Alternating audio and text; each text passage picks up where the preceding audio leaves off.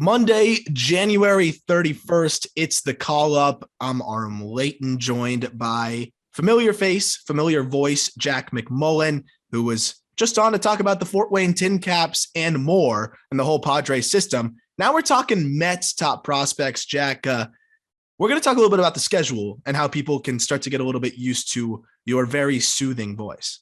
Yeah. Is this soothing enough? Do I sound super soothing right now? That is really but every Monday, we're going to start the week with these chords coming from both of us, and it's going to be fun. I'm going to join you for a lot of team breakdowns, and then it's going to be a lot of not individual stuff from you, but you're going to kind of take the week and run. Yeah, so really excited. If you don't follow on Twitter or if you didn't see it, I wanted to set a more specific schedule moving forward here. And, so you know what to expect. So on Mondays, we're doing the team breakdowns and team rundowns through the system where, that's something that's more fun going back and forth. And especially since Jack has seen a lot of these players and or watched a ton of them. And then on Wednesdays, which I'm really excited about, is a player interview every single week. So that'll be just myself interviewing a prospect from any of the 30 farm systems. This week will be Kyle Nicholas, who was just traded from the Marlins over to the Pirates as part of that Jacob Stallings deal. We're going to talk a little bit about Nicholas at the end of the podcast, and a great pitcher who is an awesome dude too, who I think you'll really enjoy hearing from. And then on Fridays, that's going to be another one of those deep dives for me. I'm going to be doing updates on the minor leagues, who's hot, who's struggling, just a little bit of the pulse on the entire minor league landscape, as well as deep dives into individual prospects, not sticking to one system or another, might bounce around a little bit. It's a little bit of a freestyle Friday in that context, but I'm really excited about the teams on Monday, player interviews on Wednesday, and then of course, Friday, a little bit of everything type of mold. So people know what to expect. And just to be able to have a prospect interview every week, I mean, it's going to be pretty darn cool. 100%. And I think that's the beauty of what we can do at just baseball, and especially with the call up too, because we're around these guys. Like, are you 24 or 23? I'm 24. Wow. I join you in about 2 weeks. But yeah, I mean, like, you're 24 years old.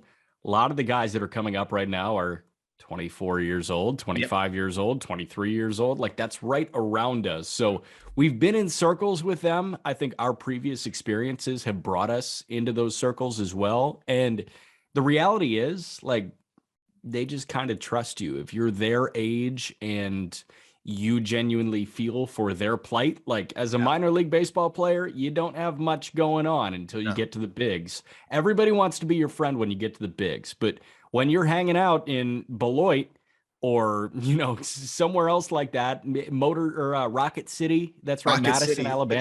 The trash pandas. Yeah, the Rocket City trash pandas, or even when you're a newly minted Sugarland space cowboy, like, nobody really wants to hang around with you until you actually crack in with the Marlins or the Angels or the Astros. Well, and especially on the prospect side, everyone's always just looking at the numbers, right? And so they're just like, this guy stinks, this guy's good. There's a story behind each of these guys. And, it's really nice to be able to help tell that story. And, a lot of these guys are just really cool dudes just trying to make it. And excited to be able to kind of deliver that and peel back the curtain. But we're going to peel back the curtain on the Mets system today. And this top 10 already out at justbaseball.com. It's linked in the description. So you can choose to follow along, check out the scouting grades as Jack and I go through them. Or you could save it for later and go read that article and that write-up as well. Another system that has been checked off. We're about 2/3 of the way through the entire league, all 30 teams. And then we're also pretty deep into a top 100 update now that I've been working on whenever I have some free time. This Met system, it's pretty solid, man. I mean, it is a pretty solid system. There's some volatility. There's some elite talent at the top. And honestly, again, it's one of those where I get to the back end and there's some interesting upside guys in the back end. And I think every system has some of those guys that are just overlooked. There's a few of those in this Met system that we'll get into. But man, at the top, I mean, there's some exciting dudes, and there's no reason really for the Mets to trade any of these guys because they could just spend. Yeah. And, if you look at it 1 through 10, it's pretty exciting. If you look at it 1 through 30, it's a fine system. Like it's fine. It's middle of the pack. But if you look at 1 through 3, they're fun. They're really fun. I think this system would get a serious facelift if Pete Crow Armstrong was still in it. Yeah. Pete Crow Armstrong went, pretty much straight up. It wasn't straight up. It was Baez for Pete Crow Armstrong. Yeah, it was basically straight. Yeah, I think it was straight up. I think it was straight up. Yeah. So like Pete Crow Armstrong, it shows you that he's worth a half season rental of, who a lot of people still think is one of the best shortstops in baseball, and Javi Baez. And he performed really well for the Mets. Well. So Pete Crow Armstrong would be, without any doubt, a top 5 Mets prospect right now. He would maybe be top 3. It would help to have that outfield bat in there. But regardless, I mean, you look at 1, this is one of the best top prospects in the game. And then you look at 2 and 3, and these are guys that, we both really like. And everybody else, I mean, there's a chance that they can be good big leaguers. 100%. And it's funny. I'll start with 1. I love all baseball fans, especially the passionate ones. And so that's why I love Mets fans. Like, don't get me wrong. And our PR guy, Adam Freifeld, will probably disagree with me on this one. He's like, you're always too hard on the Mets. And same with Chris Longo, our other buddy. Yeah. But, I'm always going to give a little bit of jab to those passionate fans because it's fun, just stirring the pot. But something that's funny is I've always said I thought it was crazy to trade Pete Crow Armstrong for a rental of Javi Baez when that wasn't going to be what was going to put you over the top. Yeah. If they were competing, and I know they were good at that point, but that team had a lot of issues. Not to get too deep into that, what's funny that I've noticed, and it's not a Mets exclusive thing. I see all fans do this. When they trade a prospect away, they want to like justify it for themselves. Pete Crow Armstrong's a 4th outfielder. He stinks. Yeah, he's not going to be good. They're rooting for Kelnick's downfall. Yeah, exactly. And I'm not even like it. That's not all Mets fans, but the loud ones on Twitter, I see it across everything though. I mean, I see it with all prospects. When you make a trade, all of a sudden those prospects that you were gassing up, now they're belittling them because they traded them and they don't want to feel bad about it. I get it. I can totally understand that from a fan's perspective. But what I will say is Pete Crow Armstrong won't be Jared Kelnick, and it's not going to haunt, Mets fans for the rest of their lives. But as we go through this system, it is probably important to note that, there's not that much outfield depth here. The good news is they added a lot of guys, in free agency, and that's going to help them for a couple years and give them time to reload.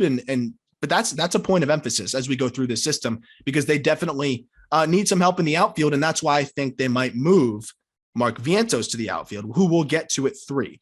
Let's start with the crown jewel though, man. I mean, Francisco Alvarez, this guy is number 1 in the system. He's number 4 in all of baseball for us. And that's the highest I think I've seen him anywhere. We have him up there.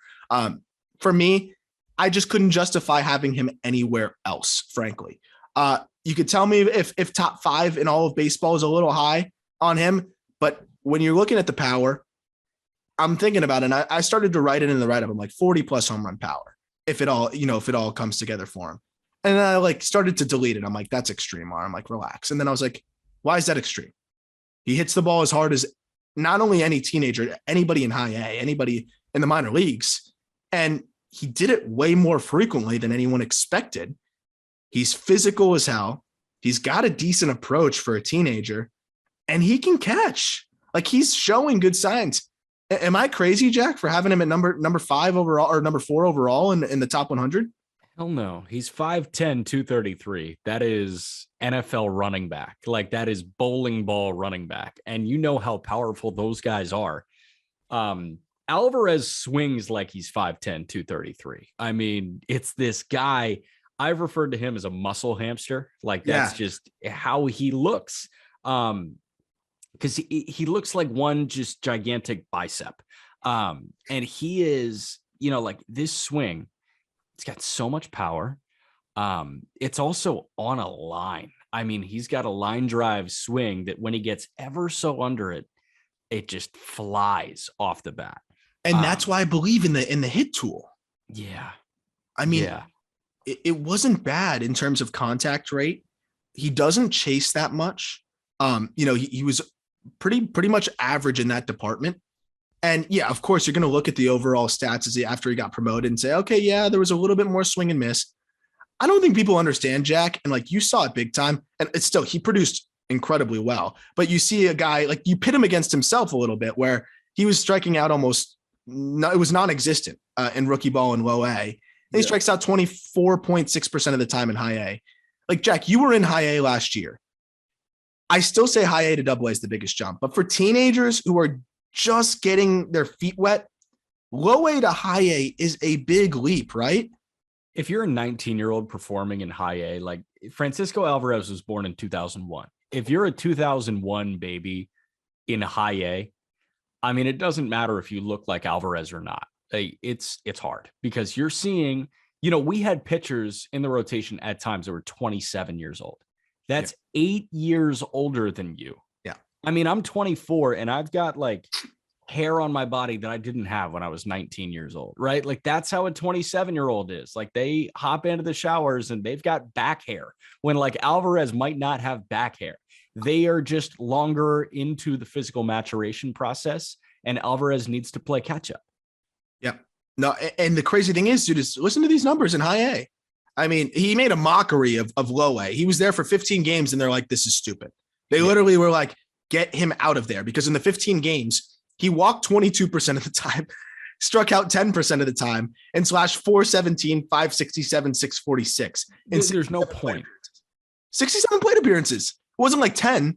Like that's not a huge sample size, but it was like a joke for him. 227 WRC plus in those 15 games. So they bring him up, and in high A, 247, 351, 538 with 22 jacks in 84 games.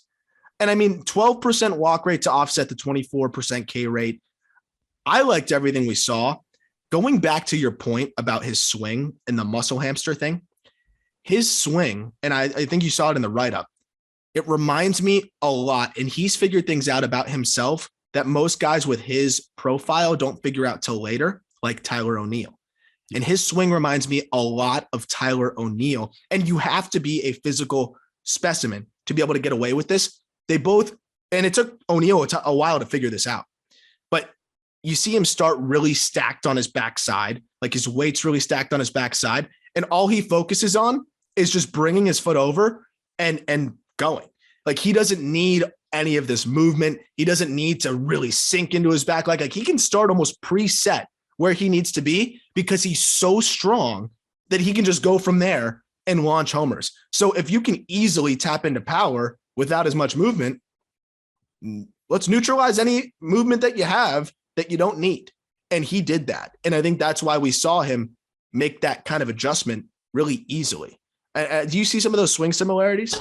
Yeah. So with prospects, I love talking about the swing. I love talking about transfer of weight during the swing. I love talking about the load. I love talking about the swing itself.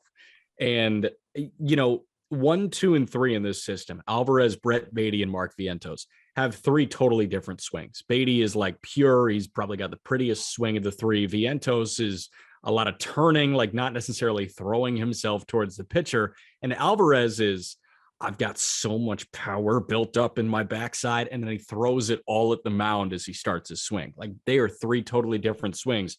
It's not like one type of swing is better than the other, which is better than the other. It's how well do you perform in your mold that you have set for yourself. Exactly. And Alvarez is so good with the weight transfer thing. And that is something that is really hard to perfect. But Alvarez, I feel like he's going to perfect it.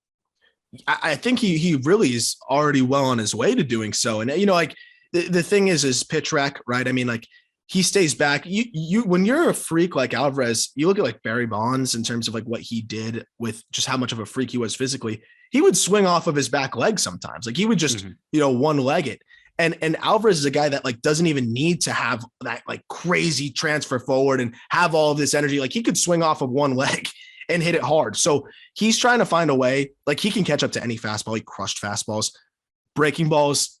Sometimes he'd get going forward a little bit. You talk about like throwing your weight at the pitcher. That's something that would start going a little bit too quick.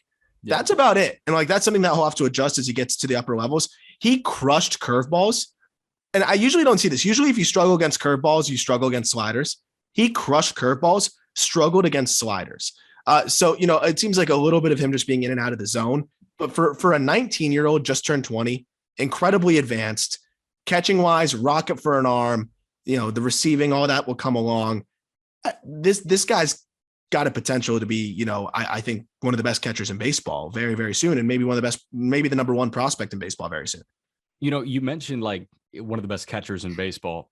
Half of it is hitting, half of it is defense. He's a really good defensive catcher. Yeah, I don't think people realize, like, yes, the bat is great, but I mean, his arm plays. Is He amazing. he's athletic.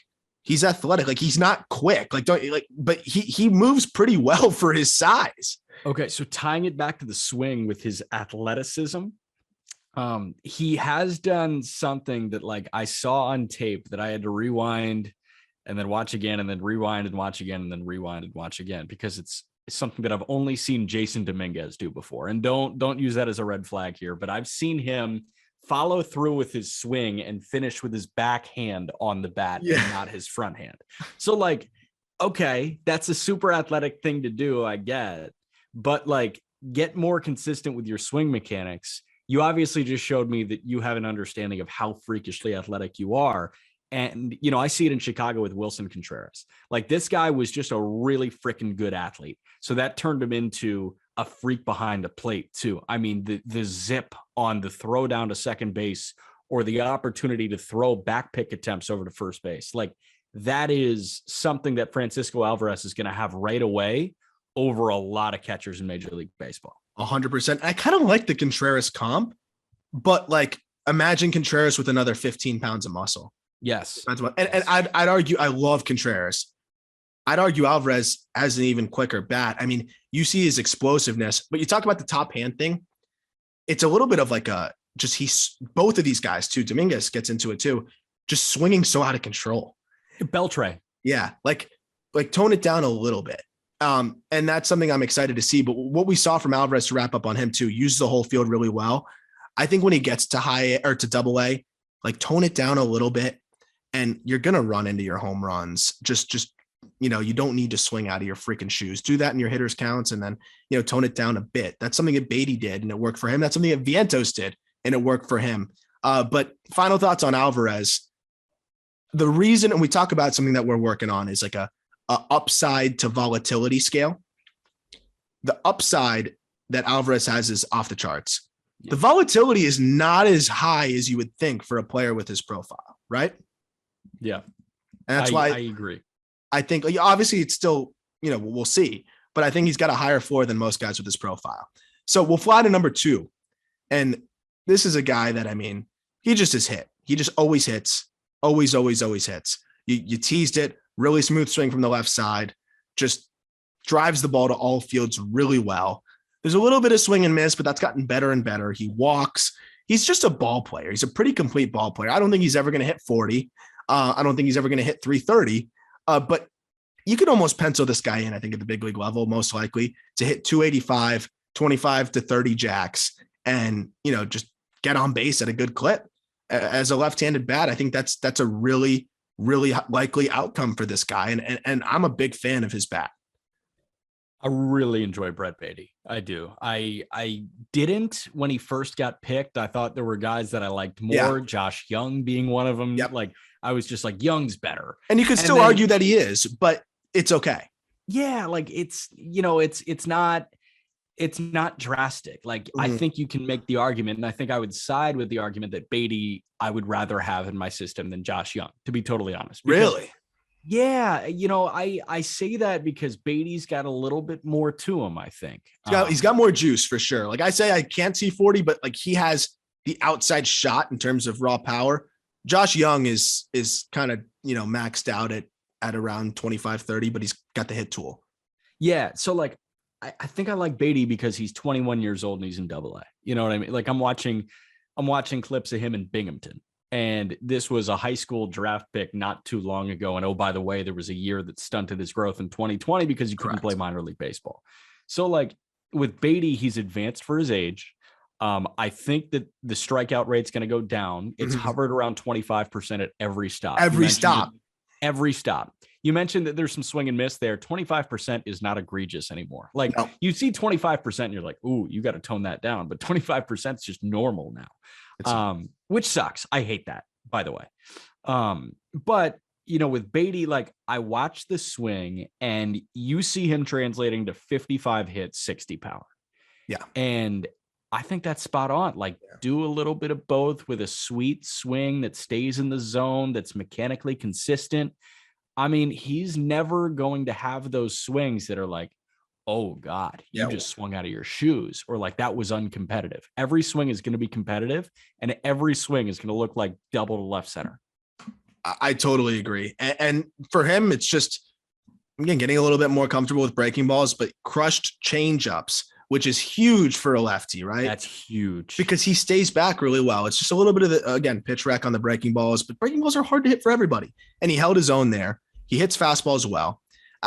I love everything about his profile, 6'3", 210. The exit velos are there. The one thing for Beatty is this, man, and it's really interesting.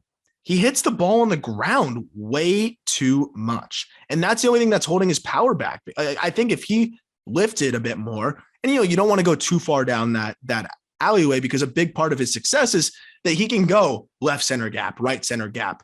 He can do a little bit of that, but you cannot be hitting the ball on the ground 55% of the time. Like, you just can't do that. Yeah. I mean, swing is long, right? Like, it's pretty, but it's long. And I think that a lot of the long swings, when you're a left-handed bat and you're seeing right-handed pitching, chances are you're going to see a lot of pitches that work away from you, right? If you mentioned he's good at hitting changeups. He's going to see a lot of fastballs that tail away, and he's going to see a lot of changeups that tail away. He's also going to see a lot of upstairs fastballs. You're right. So like, this guy, when he's getting his pitch upstairs, it's either swing and miss, or he's going to hit the ball hard in the air, which, good thing. But a lot of right-handed pitchers are going to want to stay low and off the plate to him if they're not going with the elevated cheese.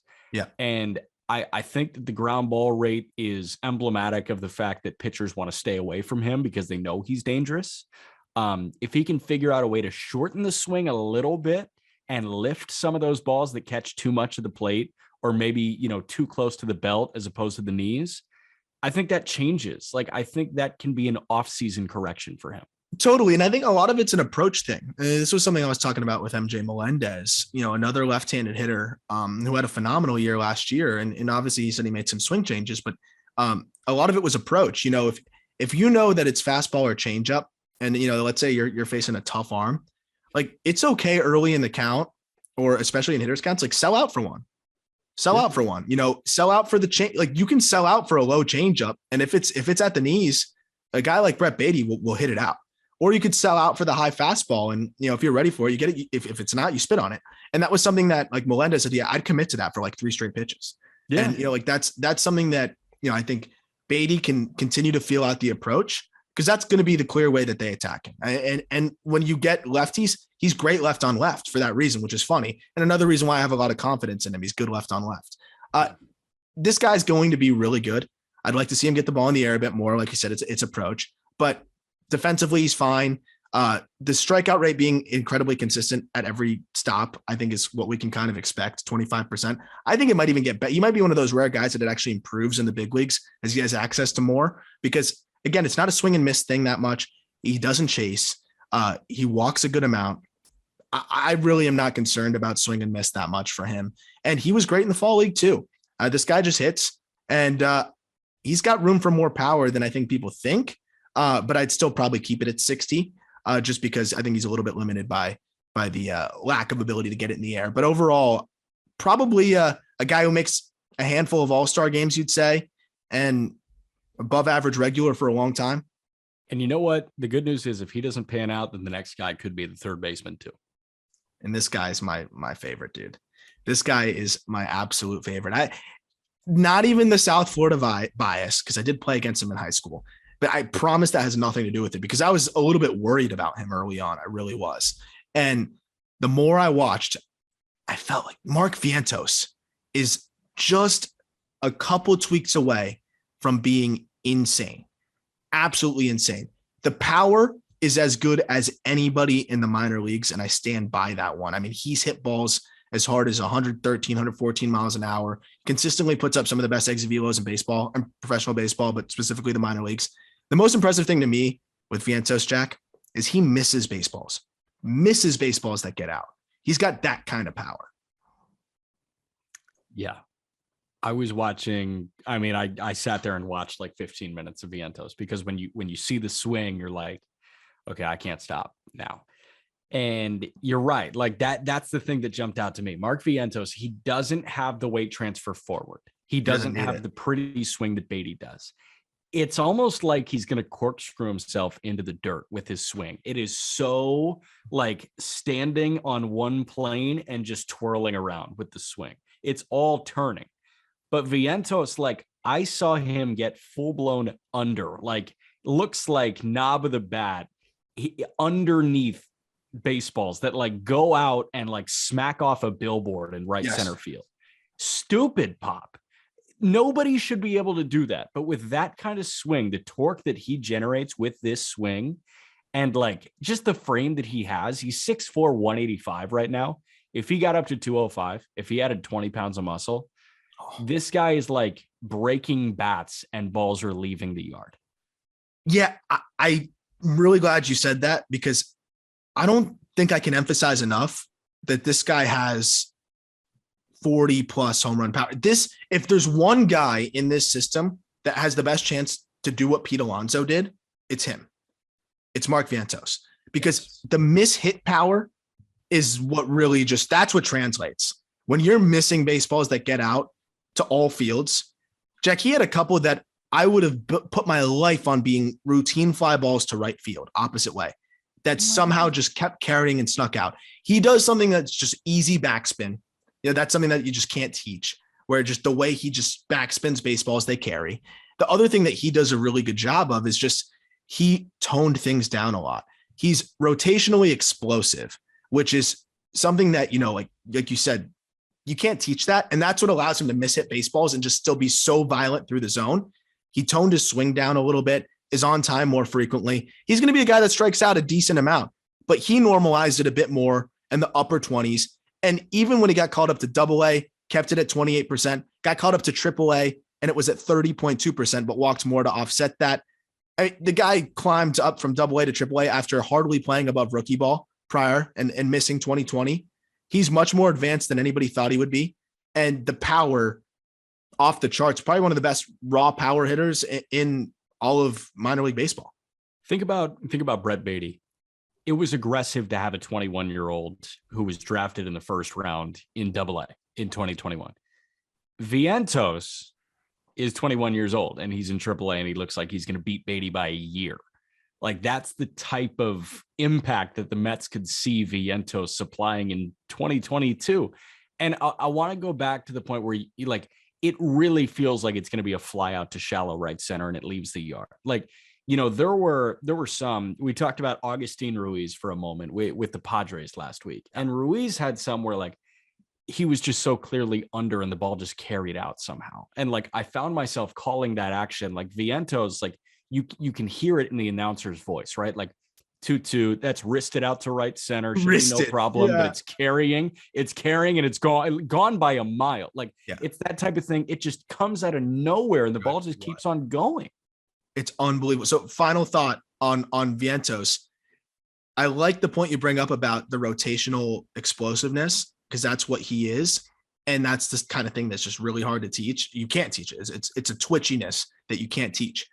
He was out of control earlier on where he would fly open and as a result would roll over a little bit. He had really high pull rates through 2018, 2019, was at about the 46% clip. This year, I think he started to see, Jack, that holy crap, I can miss balls to right center and they'll leave. His pull rate dropped by 7-8%. And the biggest thing here, home run to fly ball rate. So just the percentage of fly balls that leave the yard, he tripled it from last year, Jack. Tripled his home run to fly ball rate while hitting the same amount of fly balls. So 3 times the percentage of fly balls that you hit leave the yard, you're in pretty good shape. Yeah, I'd say so. That's stupid. Like that's a stupid correction. So I'm excited for Vientos. That's a legitimate correction that you can see in the stats and, you know, in the metrics as well, or in the eye test as well. So getting on to number 4, and we'll spend a little bit less time on each guy as we go. Ronnie Mauricio. Ronnie freaking Mauricio, shortstop prospect. Mets fans chewed me out for not having him on the top 100 list. He just missed. He also just missed about every single pitch that came his way last year, and he swings at everything. No doubting he's a freak athlete. No doubting he has crazy power. No doubting the upside. And he is still just 20 years old. But I mean, Jack, this guy swung at everything. Everything. He has good bat to ball skills, so it doesn't show up in the K rate, but one of the higher chase rates you'll see in baseball. He's one of the more polarizing prospects in professional baseball. Like I've heard people say that he's, without a doubt, a top 50 guy. And then I've heard other people say that he's nowhere close to the top 500 in baseball, just because like they're so, because they hate the approach that much. Like when you hate the approach that much, and you are anywhere from the 40th best prospect in baseball to the 490th best prospect in baseball, like that just shows you that you are too divisive to be a good prospect. So like Mauricio, yeah, there's a chance that he's a superstar for sure, because like he's got that swing and he's got, the loose athleticism and he's got the build, right? 6'3", 165. He's the tall, skinny kid that plays short that, can get into one and mash it. But like, everybody's 6'3", 165 to play shortstop in minor league baseball now. There's nothing really unique about the approach except that it's really bad. Yeah. And look, the power's there. He's hit balls 113 miles an hour, 114 miles an hour on numerous occasions. He's not fast. He's a below average runner almost at this point. He's a switch hitter with a low end hit tool.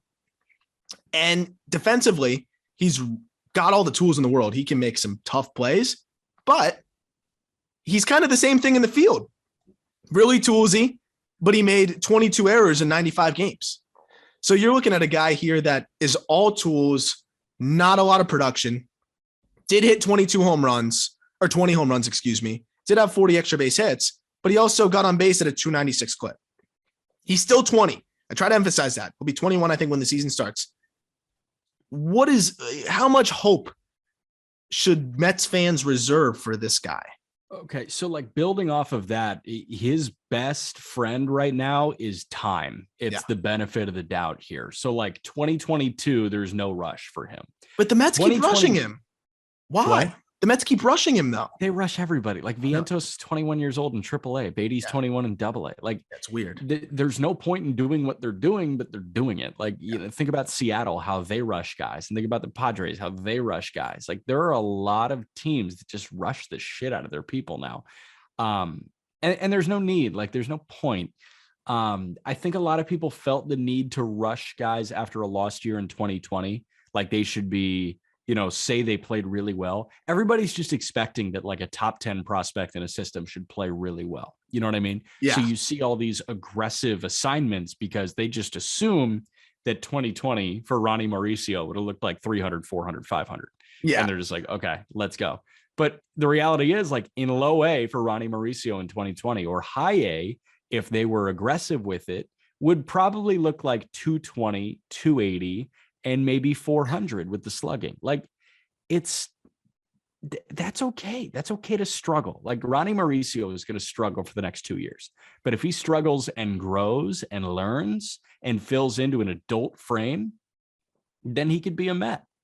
But how do you rank that guy, right? Like, 'cause that's a guy that hasn't showed too much. That's why he's got to be on the outside looking in, I think, but on a positive watch list, right? Like, I think that's what it's got to be.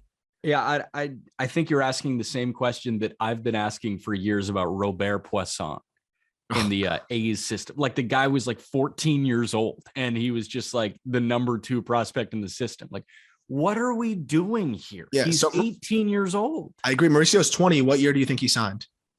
I know he signed like early, like he signed like on his 16th birthday. Yeah, 2017. No, it's literally as young as he could possibly be. It was like on his 16th birthday. So it's just the name. It's prospect fatigue.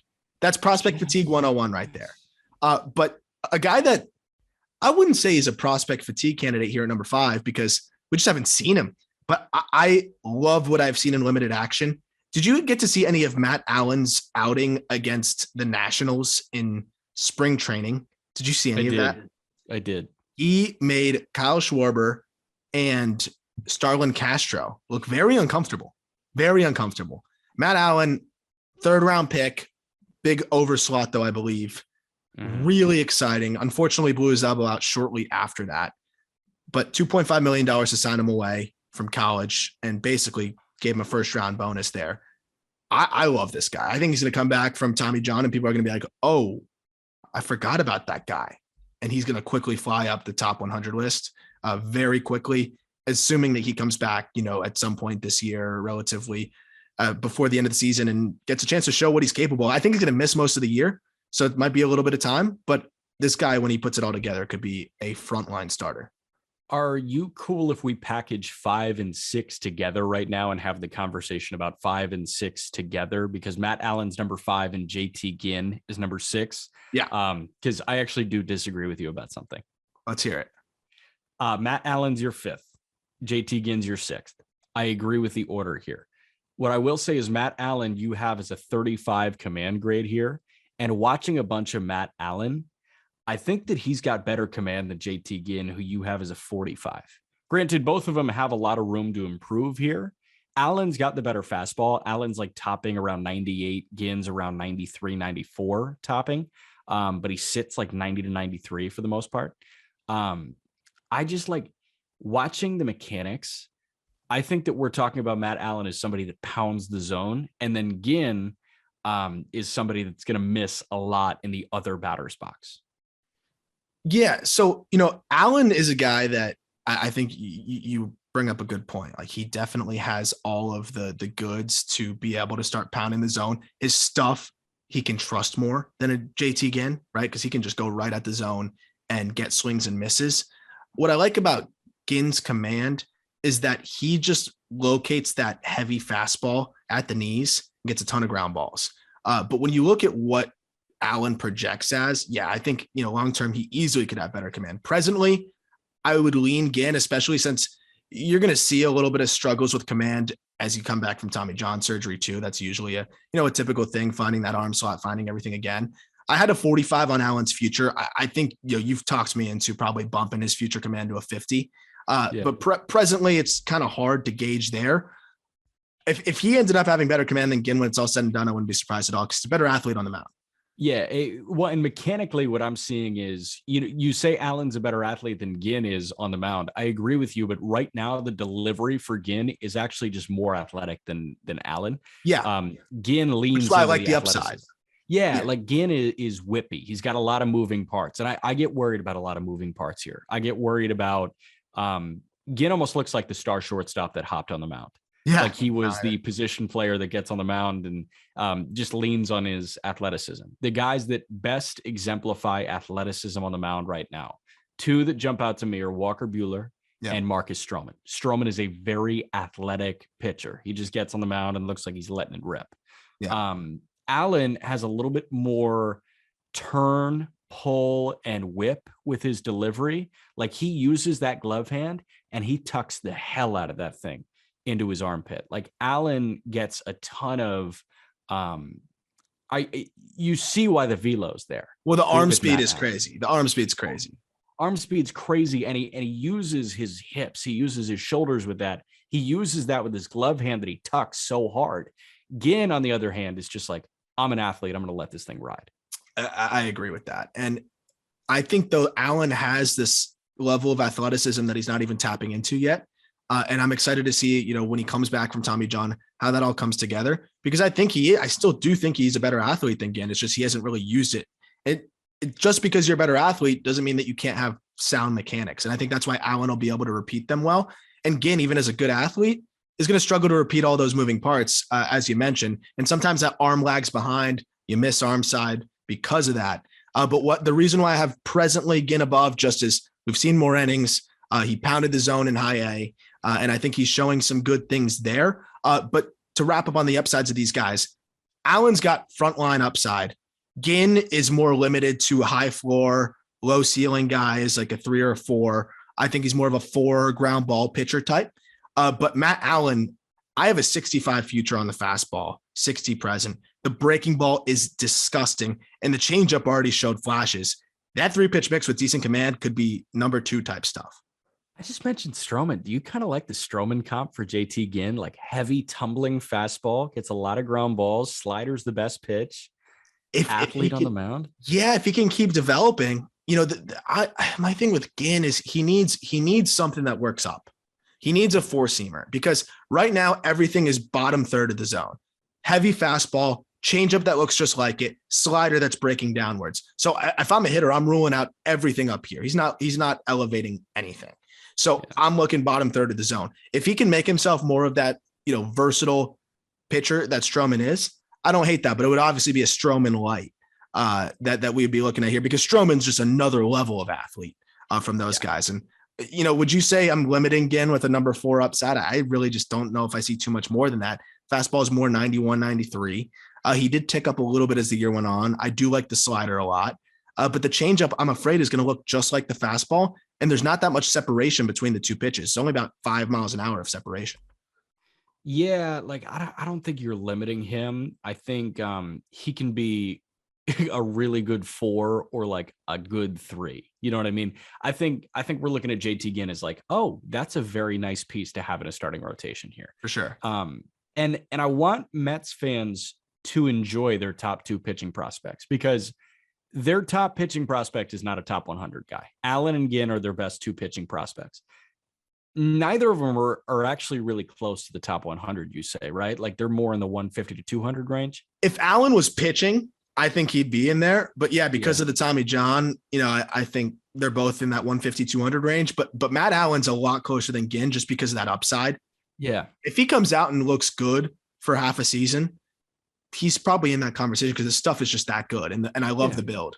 And you know what? Don't be discouraged by that. Like your 2 best pitchers not being in the top 100 conversation right now, because they're pretty good. And I think your new owner has made it clear that if your prospects don't work out, you're willing to throw $130 million at a 37-year-old man. So you're good. You can pay your way to a starting rotation for sure. They need to draft more arms, though. I don't think they need to draft any more bats. I think they're good in that department. Draft more arms, because you go to number 7, it's another young draft age bat in Alex Ramirez, 19-year-old, who was a $2 million signing bonus baby too, but way more advanced in terms of, like, maybe not as off the chart toolsy, way more advanced than Ronnie Mauricio as a teenager in international free agency here.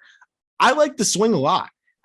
Obviously there was some swing and miss, 31% K rate in his first season, but this is a guy, context is important, Jack.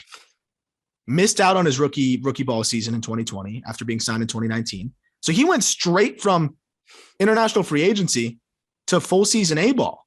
And I mean, he held his own, 96 WRC plus, 16 stolen bases, ran into 5 home runs. Not bad at all for that big jump to start it out right away. They liked what they saw during the scouting process. You don't do that. Like usually when you sign a guy, I mean, regardless of if they're late in the signing period or not, Ramirez was 17 when they signed him. And that's, a year to 2 years later than when you typically sign guys. You spend at least a year in the Dominican Summer League if you're an international free agent signing. It's a lock. You do that, and then you spend another year at the complex, like playing in the Gulf Coast League or the Arizona complex. At least half a year. I mean, like it's just there's this acclimation process, but what that tells me, actually, more than anything on the field, is they loved the makeup to the point where they could sign him out of the international signing class and immediately put him stateside with minimal supervision. Mm-hmm. The makeup there is massive. Like I bet if you met Alex Ramirez, you'd be really impressed with the young man that you're interacting with. 100%, because that's a big part of it. You're taking a teenager from another country, throwing them in and saying, you're going to play baseball every day and you got to pretty much take care of yourself. It's a big jump. I want you to think about this like sending your kid to college. The parents that stress about their kids going to college are worried about their kids' makeup, right? Because they're just abroad. It's a college abroad. For sure. But even think about from the Miami area, you go to Central New York for school. Like Chicagoland area, you go to Central New York for school. If my parents were panicked, they think it's because I can't handle my time, right? Like I can't handle, budgeting time for myself. And like, is he going to eat well? Is he going to get his work done? Like all that stuff. If you're concerned about that, you're concerned about your kid's makeup. Yeah. But like, if you send him to school and your main concern is he going to make friends? He's prioritizing the right things, right? Like he's going to get his work done. He's not going to cheap you out on the hundreds of thousands of dollars you spend for college in 2021, 2022. Like That's Alex Ramirez. Like, no, the Mets were not worried about him not getting his shit done. He's getting his shit done. You just don't see it. You just don't see that happening. And the fact that, his play on the field didn't really suffer. Like, he was able to get acclimated to that day in and day out schedule. 258, 326, 384. I mean, look, you're not putting that on billboards and getting all pumped about it, but it's a fine stat line for a guy making. It's not the NBA 2K he's got next campaign. Yeah, no, it's not that one. But you know what? It is really darn good because that is a big jump, and most guys really struggle. A little bit just on him, tools across the board. I have a 50 future on his hit. Like, I think he's going to be an above average hitter. I think there's above average power there. We saw it already. Some of those home runs he hit were towering for a guy that's only 6'3", 170. Above average runner, above average defender, plus arm. Like, he's just checks every box across the board for an international free agent. Pretty high floor relative to most of his peers, I would say. And the bat, dude, we talked about it. It's quick. He can catch up to a lot of stuff. He's just got to get it under control. Whippy. Whippy. That's the word that you used, right? It's got this whip to it. Like, I see, he's 6'3", 170. So if you're swinging a heavy bat, like, it's going to kind of throw you around a little bit. Yeah. And you see the long swing because the bat's really heavy. It's almost like sometimes he finishes and it's like, yeah, right. Like, it's almost like the barrel is made out of lead and he's just like swinging it through the zone. Like, his body's just going with it. But I don't hate that because there are a lot of swings like that have ended up working. Because it's quick through the zone. It's just when he finishes, it looks like he's all over the place. And you want to see him a little bit more toned down. But yeah, you're right. There's a lot of swings like that in Major League Baseball, and he's pretty controlled through the zone. He uses the whole field well. I like this kid a lot. And if we're talking about a guy in the back end that has top 100 upside, this is a dude right here who has it. He swipes 16 bags. Like, he can do a little bit of everything. Can play center right now. If he adds 15 pounds of muscle, Jack, this is an exciting hitter. Probably moves to a corner, but with a plus arm there, he's an exciting hitter with tools across the board. I'm a big fan of his. Yeah. We'll go to a guy on the opposite end of the spectrum now. Khalil Lee, 23 years old, stunk in like 18 plate appearances in the big leagues last year. So I'm not really going to hold that against him. Was really good in AAA, but also doesn't swing. Like, legit doesn't swing. His swing percentage was like 12% below average. And his chase rate with that was really low. But he's just super passive, was more aggressive down the stretch, and had a really good finish to the year. I'll take you through his final 50 games. 297, 466, 593 in AAA after getting demoted. 10 home runs over those 50 final games. All he did was swing at pitchers in the zone more and be a little bit more aggressive. He crushes fastballs. He struggles against breaking balls big time. It's why he's passive, but he walks a lot. I think his mold's got to be, I don't think he's ever going to fully figure out how to hit curveballs. I think that's been a challenge for him. Crush fastballs, walk a lot. And you know what? You could be a decent player. Yeah. The 11 games with the Mets this year, 1 for 18 with 13 punchies. But you know what? That one hit was an RBI double, baby. Let's go. There we go. No, I mean, like, I really do think this guy's a fourth outfielder.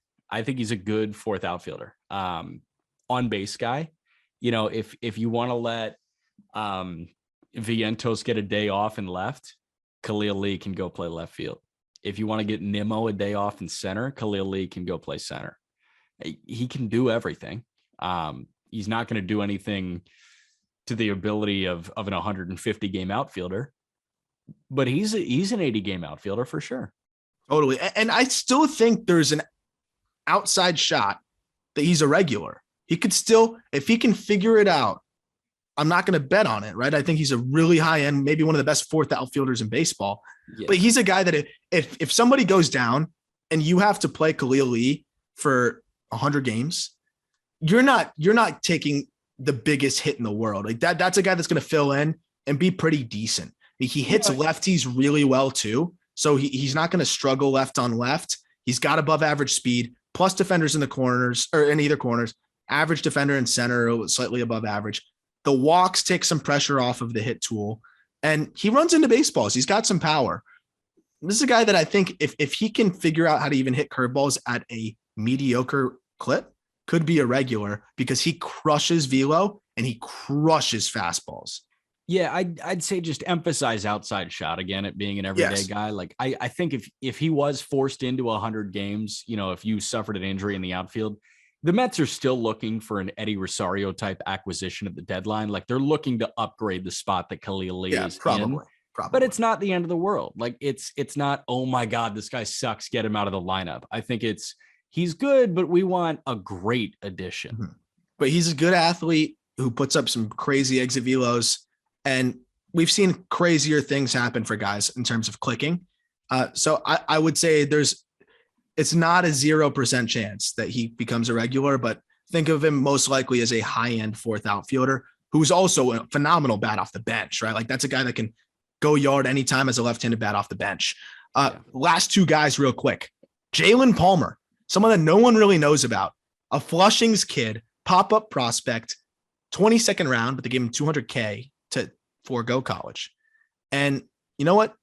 He struggled in high A, but surprised a lot of people with his performance in rookie ball, was really good in low A, swiped a ton of bags, great build at 6'4", 210 pounds, above average runner, a lot of exciting tools that he offers. And this is a cold weather pop-up high schooler.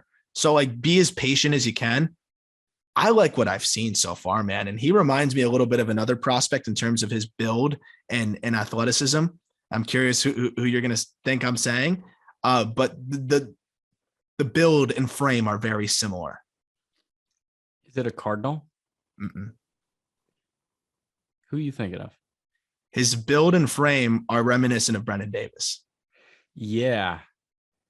And it's not to say he'll be Brendan Davis, but it's a similar type of power potential too. Brendan's obviously gotten into it, but Brendan was raw as hell too early on. Super raw. He just had a quick learning curve. Palmer didn't have quite the level of competition through high school that Brendan had though. Palmer is still just turned 21, has played almost every position in the field. They moved him all over everywhere, above average to plus raw power, and a better field of hit than I think a lot of people would have expected from this kid. He also has pretty solid plate discipline already. Like he walks at a decent clip. I mean, the OBP to batting average difference is legit. It's there. I like the Brendan Davis frame comp because Brendan Davis, like he could still put a little bit more muscle on. He still looks a little bit too thin. But like Jalen Palmer, like he's 6'4", 208. That's already a good frame. But if he got to 6'4", 220 and he was a super athletic 220, that's only 12 pounds. I say only 12 pounds, like 12 pounds of muscle is an easy thing. Granted, I couldn't do that if you gave me a year. Yeah, no shot. But like, I mean, he could be that guy that just kind of shows up. You have his ETA is 2024. Yeah. 2024, like he could be on the brink and it's like, yeah, this is a consensus top 100 prospect. If the frame 100%. does what it does and if the power jumps up, like this guy could be a top 100 guy. And I love the swing. It's really just a lower half control thing. You know, he gets a little bit out front, drifts a little bit, but I mean, he's got a quick bat. I'm excited about this guy. There's another one that just has crazy upside that local kid would be really fun, really cool to see. He could have 25 plus home runs and be a dynamic player all over the field. Keep an eye out for Jalen Palmer next year. Don't be deterred by that K rate in high A. He got a taste. I bet he'll be better next year. Yeah. Number 10. This is the rare opportunity where you sign a minor league free agent and he's a top 10 prospect. Yeah. Nick Plummer. I am sold on the changes. He used to have a high leg kick, crazy haphazard swing. Now he tones it down. He's a former first-round pick by the Royals.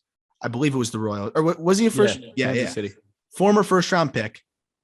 I mean, I think it was a third-round. A third-round pick. Sorry, third-round overslot guy. Yes. Third-round overslot guy. I always like mentally store those guys as first-round talents. Yeah. Insane athlete who also realized I don't need all this movement to be a good hitter. After atrocious seasons, was phenomenal last year, dude. And I watched a lot of Plummer. I'm sold on it. The only reason the Cardinals didn't keep him is they would have had to add him to the 40-man roster. And the Cardinals have a decent amount of outfielders. It was Plummer or Lars Nootbaar and Juan Yepez. Yepez and Nootbaar are going to get the benefit of the doubt. Plummer had his option probably of all 29 other organizations. I would almost bet on it. And he picked the Mets. This is a guy that could compete with Khalil Lee for the fourth outfield spot. I'm not even kidding. Yeah. All right. I remember Nick Plummer when he was at Brother Rice in Michigan, Bloomfield Hills, Michigan, Brother Rice High School. Because he was the guy that like the idea was briefly floated for a minute that he could go 1-1 because his junior year of high school at Brother Rice, he hit 573 with 8 bombs and 34 RBIs. Like 573 his junior year of high school in Michigan, cold weather state. Like he looked like an NFL running back when he was a junior in high school. That was his deal. And Plummer, Nick Plummer, I used as a trade piece like 2 weeks ago. I was the Cardinals can go. That was my bad. No, but it was like my bad too, because I was like, hey, the Cards can go upgrade starting pitching, and they can use Nick Plummer, who was pretty good. He was, really and it totally skipped our mind that he was a Met now. Like, yeah, he's a top 10 guy, and I messed it up, dude. In the write up, I got to update that. He was a first round pick. Cardinals. He was a first round pick. Yeah, Cardinals. I needed to update that. That was my bad. Yeah, that's right. 23rd overall with the Cardinals. How crazy is that? He finally figured it out. He was a physical specimen. But like, did he? I think he did.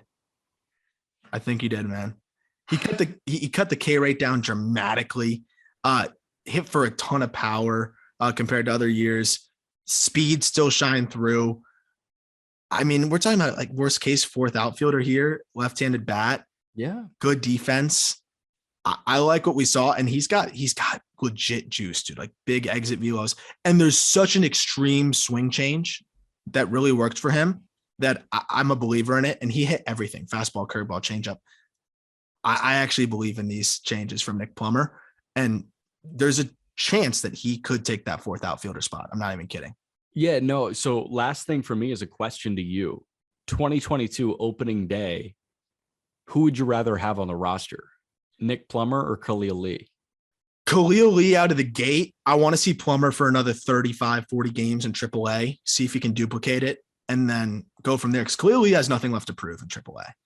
Plummer, I want to see another 35, 40 games. Like Khalil Lee made a mockery the whole season, and it did it in the past too, in AA and before that. Plummer just did it last year. Let's see him do it a little bit more. Khalil Lee gives you a top-end defense, right out of the gate. I would lean him, but I mean, if Plummer's raking in spring training, I would give it to Plummer. So like, let's let it be decided in spring training and make this an open competition. Cool, I really love the changes that Plummer made because he's such a good athlete. He doesn't have to move. He's so strong, doesn't have to move, and can just crush it. A few other names to watch, so we don't have to get into it, but just names to watch. Carlos Cortez, guy that bat the ball. He's 5'7", 190, but just good contact, spray it all over the field, can play almost every position on the diamond. Calvin Ziegler, recent draft pick, really interesting. Anybody else that you think should be mentioned? Eric Orz. Is it Orzie? Eric Orz? Nasty. O-R-Z-E? O-R-Z-E. Orz? Orzie? Yeah, let's go with Orzie. Orzie. Nasty fastball changeup combination there. He could be a nasty bullpen arm there, a good option. But like you said, it kind of dips off pretty quickly. Jose Budo, another guy that could be an interesting arm added to the 40-man. But outside of that, it kind of dips off pretty quick. Wasn't Jake Mangum in the Met system for a little bit? Oh, I remember Jake Mangum. Yeah. Is he still in it? He might still be in it. Jake Mangum. I think he is. Yeah, Jake Mangum spent 75 games with Binghamton. He was not bad. 294 with an 801 OPS. Jake Mangum. Keep an eye on Jake Mangum, 25 years old in AA. I mean, he was pretty good at Mississippi State. Remember, big time eye black in the picture too. Yeah, God, blue eyes with the eye black. Shout out him. Struggle in day games, light colored eyes. I'm telling you. Watch that. Follow that. It's a thing. Don't play him during the day, folks. Don't. Just platoon your blue-eyed guys for night games only. Anything else on this Mets system, McMullen? I don't think so. It's a fine system, like top-heavy system, but a fine system. I agree. Not one of the sexiest that we're going to go through, but I'm glad we did it. It's great. I saw it was 7-0 Chiefs. And then I also got sent John Rothstein is my guy on Twitter. That guy is ridiculous on Twitter. And he's got all those one-liners. He after the Purdue Ohio State game, Rothstein tweeted, "Jaden Ivey, you should have bought stock a long time ago." So should have. This is how do I buy stock? How do I do that? I have no idea. And it might be an NIL thing. Yeah, it might be an NIL thing. Kyle Nicholas on Wednesday. Really exciting arm. Ball State guy. State guy. Come on. I know you got to love another Ball State. What is it? Cardinal? Red Cardinal. Yep. Chirp, chirp. Chirp, chirp. Kyle Nicholas of the Pirates organization. Going to be talking to us on Wednesday. Looking forward to that. Jack, as always, thank you. We got another team to go through next week. It's going to be any of the Giants or we'll see. I don't know what I'm leaning towards yet. I'll decide, but should be a fun system. We'll pick a good one next week. Before we go, can I just shout out Ball State's pitching pipeline? Because not only do they have Kyle Nicholas, Chase McDermott was just Trey Jameson. Chase McDermott was just a high round selection. Zach Plesac was a Ball State Cardinal. Cards kind of churn out pitching. Yeah. Look out for them. Omaha. Chirp, chirp. Thank you, Jack. Thank you, everybody. We'll talk to you on Wednesday with Kyle Nicholas.